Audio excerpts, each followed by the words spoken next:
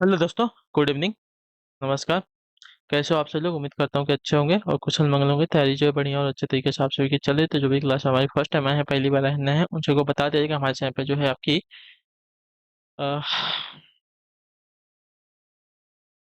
BEd परीक्षा 2026 की पे तैयारी है, डेली बेसिस पे करवाई है। तो जिसे भी तैयारी पूरी करनी है, कंप्लीट करनी है, क्या कहेंगे, चैनल को सब्सक्राइब करके आप लोग हमारे साथ जुड़ जाएंगे। क्लास का समय देखिए, जीके चीज की जो है 10 बजे, रीजनिंग की जो है दोपहर को 1 बजे, कला की जो है शाम को 4 बजे, और हिंदी की जो क्लासेस शाम को 7 बजे आप सभी को देखने होंगे। तो इसी टाइम पर क्लास से जुड़ के तैयारी को पूरा और कंप्लीट करना है। ठीक है, नीचे डिस्क्रिप्शन आपको इंस्टाग्राम टेलीग्राम का लिंक मिलेगा, तो इंस्टाग्राम पे फॉलो करेंगे, टेलीग्राम चैनल को ज्वाइन करेंगे। टेलीग्राम चैनल पर डेली बेसिस क्लास का अपडेट, एग्जाम का जो पीडीएफ वगैरह आपको देखने को मिल जाएगा। तो चलेंगे क्लास से स्टार्ट करेंगे। स्टार्ट करने से पहले जिसने तक क्लास को लाइक नहीं किया लाइक करेंगे, शेयर नहीं किया शेयर करेंगे, जिसने चैनल को सब्सक्राइब नहीं किया सब्सक्राइब कर लीजिए। ठीक है, बहुत जन से देख रहा हूँ, बहुत आ रहे हैं जा रहे हैं, लेकिन बहुत जन जो है सब्सक्राइब नहीं करे। तो कोई दिक्कत परेशानी अगर आप सभी को हो तो बता सकते हैं सब्सक्राइब न करने का और क्लास को लाइक न करने का। ठीक है, तो सब्सक्राइब कर लीजिएगा, बाकी जो नए लोग आ रहे हैं। ठीक है, चलिए। प्रत्येक मानव में वृद्धि अपने उच्च स्तर पर इस अवस्था में होती है। समझता हूँ आप सभी को जो क्वेश्चन थोड़ा सा डिफिकल्ट लग रहा है, अलग लग रहा हो, तो थोड़ा सा अलग नहीं पढ़ेंगे तो सेम सेम क्वेश्चन जो है आपको आयोग बार बार देने वाला नहीं है। तो थोड़ा सा अलग क्वेश्चन आपको पूछा जा सकता है, तो आप लोग जो है थोड़ा अलग पढ़ने की कोशिश कीजिए। ठीक है, थोड़ा सा डिफरेंस पढ़िए।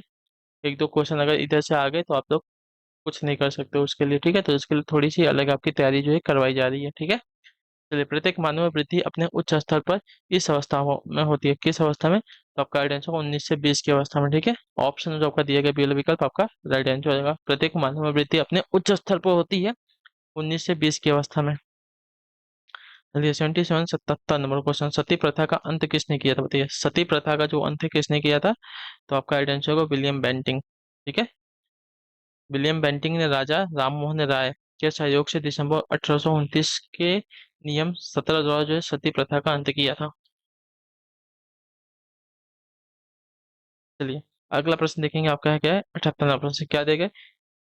78 है, किस बौद्ध संगीति में बौद्ध धर्म की हिनायन और महायान शाखाओं का उदय हुआ था? बताइए, किस बौद्ध संगीति में बौद्ध धर्म की हिनयान और महायान शाखाओं का उदय हुआ है? तो आपका राइट आंसर हो सकती है चौथी शाखा में। ठीक है, चौथी बौद्ध संगीति में। ऑप्शन जो आपका दिया गया डी विकल्प आपका राइट आंसर। बौद्ध धर्म की चतुर्थ तथा अंतिम संगीति कुषाण शासक कनिष्क के राज्य काल में कश्मीर के कुंडवल कुंडल वन में हुई थी। ठीक है, और इसकी अध्यक्षता जो है वसुमित ने की, तथा अशोक घोष इसके जो है उपाध्यक्ष बने थे। ठीक है, इस सभा में महासंधिकों का बोलबाला था। इसी समय जो है बौद्ध धर्म हीनयान तथा महायान नामक दो अस्पष्ट एवं स्वतंत्र संप्रदायों में विभक्त हो गया था। ठीक है,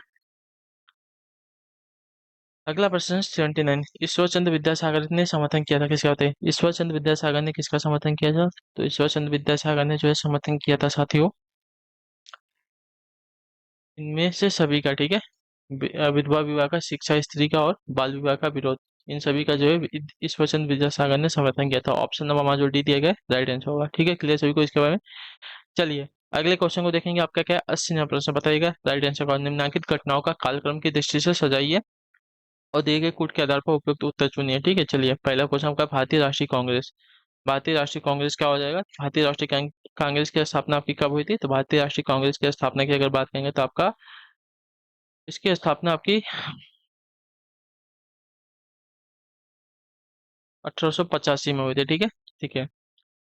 इसके बाद जलियांवाला बाग की घटना आपकी वर्ष 1919 में हुई थी। ठीक है, इसके बाद आपका असहयोग आंदोलन आपका 1920 ईस्वी में हुआ था, और लास्ट में आपका भारत छोड़ो आंदोलन 1942 में हुआ था। ठीक है, यानी कि 1 2 4 आपका सही क्रम है। राष्ट्रीय कांग्रेस की स्थापना आपकी 1885 में, जलियांवाला बाग हत्याकांड आपकी 1919 में, असहयोग आंदोलन आपका 1920 में, और भारत छोड़ो आंदोलन आपका 1942 में होता। चलिए, 81 नंबर प्रश्न है। 1498 ईस्वी में वास्को डी गामा भारत में कहाँ पहुंचा था? तो आपका राइट आंसर हो जाएगा कालीकट पर। ठीक है, सी वाला ऑप्शन जो दिया गया सही उत्तर हो जाएगा। क्लियर सभी को? 1498 में वास्को डी गामा जो है कालीकट के तट पर पहुंचा था। ठीक है, क्लियर है। चलिए, अगले क्वेश्चन को देखेंगे आपका साथियों। 82वां प्रश्न पूछा गया, प्लासी के युद्ध में अंग्रेजों ने हराया था किसको? बताइए, प्लासी के युद्ध में अंग्रेजों ने किसको हराया था? तो प्लासी के युद्ध में अंग्रेजों ने जो है हमारा सिराजुद्दौला को हराया था। ऑप्शन जो दिया गया सी वाला विकल्प आपका सही उत्तर होगा। ठीक है, क्लियर सभी को। प्लासी के युद्ध में जो है अंग्रेजों ने सिराजुद्दौला को पराजित किया था। चलिए नेक्स्ट क्वेश्चन आपका 83 83 नंबर क्या दिया गया है? रामकृष्ण मिशन का संस्थापक कौन था? बताइए। रामकृष्ण मिशन का जो संस्थापक था कौन था? दयानंद सरस्वती, केशव चंद्र सेन, स्वामी विवेकानंद, रामकृष्ण परमहंस। तो रामकृष्ण मिशन के संस्थापक आपके स्वामी विवेकानंद थे। ठीक है, स्वामी विवेकानंद जो है रामकृष्ण परमहंस के क्या थे? शिष्य थे। ठीक है, तो ऑप्शन जो आपका सी दिया गया राइट आंसर हो जाएगा। क्लियर। और स्वामी विवेकानंद का बचपन का नाम आपका नरेंद्र दत्त था। ठीक है, चलिए अगले क्वेश्चन को देखेंगे। सूची 1 का सूची 2 के साथ सही सुमेलित कीजिए और सूचियों के नीचे दिए गए कोड का प्रयोग करके सही उत्तर दे। सूची 1 है, सूची 2 दिया गया। ठीक है, Lord Bentinck. Lord banking Bentinck का जो संबंध है किससे है? तो लॉर्ड बेंटिंग का जो संबंध है सती प्रथा के उन्मूलन से। ठीक है, लॉर्ड बेंटिंग का जो है संबंध सती प्रथा के उन्मूलन से। लॉर्ड डलहौजी का जो संबंध है व्यापगत का सिद्धांत से। ठीक है, लॉर्ड डलहौजी का जो संबंध है व्यापगत के सिद्धांत से। लॉर्ड रिपन का जो संबंध दिया गया आपका स्थानीय स्वशासन से है। स्थानीय स्वशासन से इनका संबंध है। और लॉर्ड कर्जन का जो है संबंध बंगाल के विभाजन से है। ठीक है, जल्दी से इसका स्क्रीनशॉट ले, बहुत इंपॉर्टेंट क्वेश्चन है। जल्दी से स्क्रीनशॉट ले लीजिए आप लोग, सभी लोग आगे बढ़ेंगे। ठीक है, चलिए अगले क्वेश्चन को देखेंगे। आपका 85 85 नंबर प्रश्न, निम्नलिखित में से कौन एक सही सुमेलित है? ठीक है, सही सुमेलित। ब्रह्म समाज, रामकृष्ण प्रसाद नहीं। ठीक है, आर्य समाज, राजा राममोहन राय, रामकृष्ण मिशन, लाला लाजपत राय गलत। Theosophical society, Annie Besant. ठीक है, थियोसॉफिकल सोसाइटी की स्थापना आपकी एनी बेसेंट ने की है। ऑप्शन जो आपका दिया गया है डी वाला विकल्प आपका राइट आंसर हो जाएगा। ठीक है, क्लियर सभी को इसके बारे में। चलिए अगले क्वेश्चन को देखेंगे। 86 86 नंबर, राष्ट्रकूट वंश का महान शासक कौन था? बताइए, राष्ट्रकूट वंश का महान शासक कौन था? तो राष्ट्रकूट वंश का महान शासक आपका गोविंद तृतीय था। ठीक है, गोविंद तृतीय जो है राष्ट्रकूट वंश का महान शासक था। ऑप्शन नंबर हमारा जो बी दिया गया राइट आंसर होगा। चलिए अगले क्वेश्चन को देखें। 87 नंबर प्रश्न, बताइएगा सही जगह। जहाँ एक क्रिया के समाप्त होने के तुरंत बाद दूसरी क्रिया पूर्ण क्रिया के होने का बोध होता हो, जैसे दिनेश पढ़कर सोया, वहां पहली क्रिया क्या कहलाती है? तो पूर्वकालिक क्रिया कहलाती है। ठीक है, पूर्वकालिक क्रिया कहलाती है। पूर्वकालिक, पूर्णकालिक नहीं, पूर्वकालिक। ठीक है, पूर्वकालिक क्रिया कहलाती है। पूर्ण आपका अलग हो जाएगा, पूर्व आपका अलग हो जाएगा। ठीक है, पूर्ण मतलब पूरा, पूर्व मतलब पहले। तो पूर्वकालिक क्रिया कहलाती है वो। ठीक है, ऑप्शन जो आपका बी दिया गया राइट आंसर होगा। अगले क्वेश्चन को देखेंगे। आपका 88 नंबर है। चलिए बताइएगा राइट आंसर का। किस वाक्य में प्रणर्थक क्रिया है? तो जो काम स्वयं न करके किसी दूसरे को करने के लिए प्रेरित किया जाता है उसे आपका प्रेरणात्मक क्रिया कहते हैं। लड़का बहुत पढ़ रहा है। ठीक है, किसान खेत से सूखे पेड़ है कटवा चुका है, आपकी क्या है? प्रेरणात्मक क्रिया है। ऑप्शन जो भी दिया गया है राइट आंसर हो जाएगा। काम स्वयं नहीं किया है, किसी से करवाया गया है। ठीक है, 89 है। निम्न विकल्पों में से सकर्मक क्रिया का चयन कीजिए। सकर्मक क्रिया, लेटना, छूटना, पिघलना, तड़पना। तड़पाना सकर्मक क्रिया। सकर्मक क्रिया कौन सी हो जाएगी? तो आपकी जो दी गई है तड़पाना, तड़पाना आपकी सकर्मक क्रिया है। ऑप्शन नंबर हमारा जो डी दिया गया है राइट आंसर होगा। चलिए 90 नंबर है। निम्नलिखित में से कौन सी क्रिया आपकी अकर्मक है? अकर्मक क्रिया कौन सी है यहाँ पे? अकर्मक क्रिया की बात करेंगे तो आपका भागना। भागना जो है हमारा अकर्मक क्रिया का उदाहरण है। ऑप्शन नंबर हमारा जो ए दिया गया है राइट आंसर हो जाएगा। ठीक है, भागना। भागना हमारा अकर्मक क्रिया का हो जाएगा। खाना, देखना, पढ़ना हमारा सकर्मक क्रिया का उदाहरण है। चलिए 91 91 number, time and tide died died dash for no man. Time and tide wait for no man. ठीक है, टाइम एंड टाइड जो है किसी का वेट नहीं करता है। ठीक है, तो ऑप्शन जो आपका ए दिया गया है राइट आंसर होगा। चलिए अगले क्वेश्चन को देखेंगे। आपका choose the adverb from the following. Adverb, चलिए एडवर्ब हमें चुनना है इसमें से। तो एडवर्ब जो दिया गया बैटली, बैटली जो दिया गया हमारा एडवर्ब है। तो ऑप्शन नंबर हमारा जो बी दिया गया राइट आंसर हो जाएगा। ठीक है, बैटली। चलिए अगला प्रश्न है आपके सामने 93 93 number. She works that that dash hardly, hard, easy या लेट। तो सी वर्क्स क्या हो जाएगा? She works hard.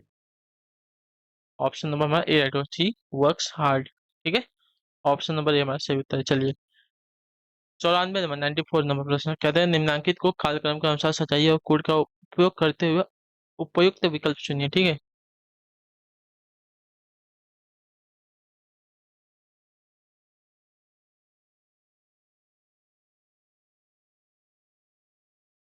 कोड भी दिया गया है क्या? अच्छा,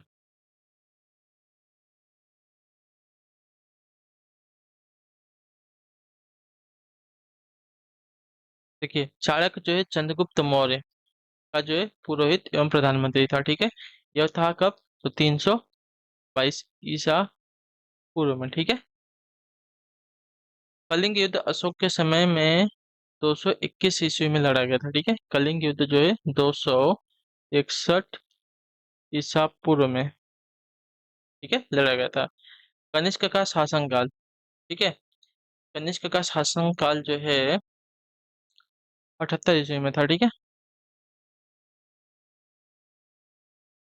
और चंद्रगुप्त विक्रमादित्य का शासनकाल आपका 375 से लेके ईस्वी से, ठीक है, 375 ईस्वी से लेके 475 ईस्वी तक था। ठीक है, तो हमारा कालक्रम हो जाएगा। पहला हमारा 3 आएगा, ठीक है, 3 1 4 2 हमारा कालक्रम हो जाएगा। चलिए, 3 1 4 2 ऑप्शन नंबर बी में दिया गया है।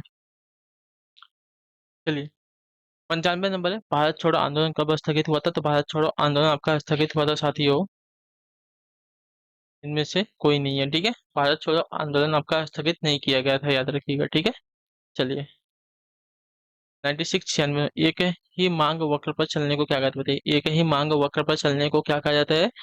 तो उसे विस्तार या तो संकुचन कहते हैं। ठीक है, मांग में विस्तार या संकुचन कहते हैं। तो ऑप्शन जो आपका सी देगा राइट आंसर, एक ही मांग वक्र पर चलने को जो है मांग में विस्तार या संकुचन कहा जाता है। तो ऑप्शन नंबर हमारा सी सही उत्तर होगा। चलिए, अगले क्वेश्चन की तरफ बढ़ेंगे। आपका क्या देगा?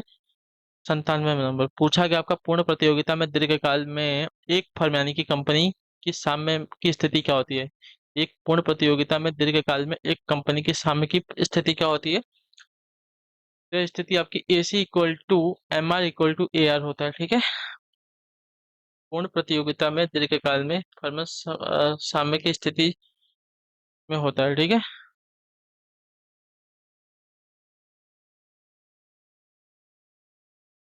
ए C equal to M R equal to A R होता है। चलिए, सब बराबर होता है। अगले क्वेश्चन को देखेंगे। आपका 98 नंबर प्रकट अधिमान सिद्धांत के प्रतिपादक कौन थे? प्रकट अधिमान सिद्धांत के प्रतिपादक कौन थे?